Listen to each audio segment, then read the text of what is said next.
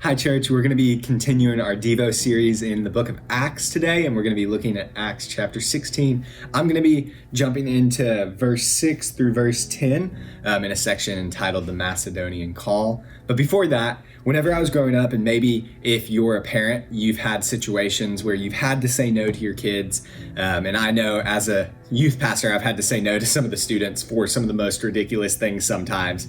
And as a kid growing up, I hated one answer above all else whenever my parents would say no. And when I'd ask why and I'd push into that, the answer would be because I said so. And it would always make me mad because I'm like, that's not a real answer. I couldn't justify anything by that in school. I couldn't put that on one of my papers just because I said so. But usually, if not always, it was because my parents wanted what's best for me, and I didn't know any better at the time. So because I said so wasn't just because they were mean and they hated me and they didn't want me to have any fun. It was because I didn't know any better, but they did. And so it was actually out of love that they were answering that. So in this passage that we're going to be looking at, Paul is on one of his missionary journeys and he wants to go into Asia. But then there's this phrase that has always thrown me off a little bit, that as we read it, we see how much Paul has a respect for the Holy Spirit. And it says this in verse 6, it says, having been forbidden by the Holy Spirit to speak the word in Asia, which makes no sense at first when you read it, thinking, why would the Holy Spirit forbid the word to be preached somewhere? But just like when our parents would say, because they said so, because I said so, the Holy Spirit knows where Paul is going to be most effective. He knows where he's going to have the most impact. So maybe that's part of it. Maybe it's something completely different that I don't know about.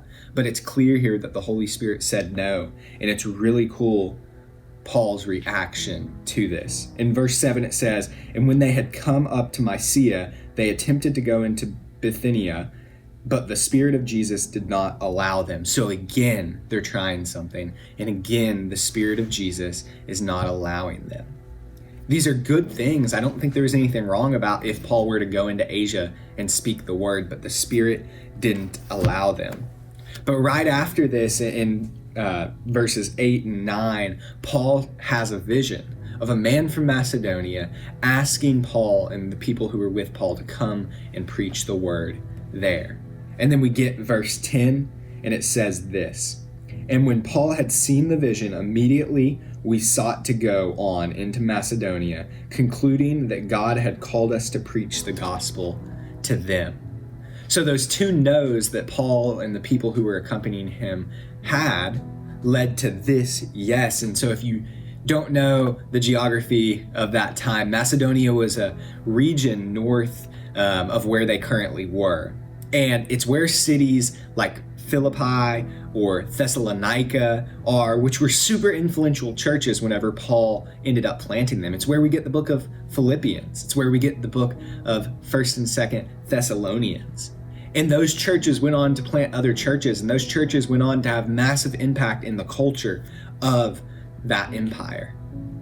So who knows if the impact would have been just as good in Asia, or if it would have really been this much more impactful for what the Holy Spirit had. But it was clear that Paul respected the no of the Holy Spirit, even on something that was good, even on sharing the word.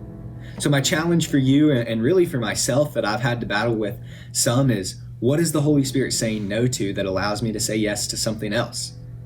Maybe it's something that's really clear, and the Holy Spirit's saying no to a certain sin so that you can live in freedom. Maybe it's a little bit more foggy. Maybe it's something that's not necessarily bad, but he's saying no so that he can free you up. Maybe he's saying no to stuff on your phone or social media so that you can have more time with family or more intentional time with friends.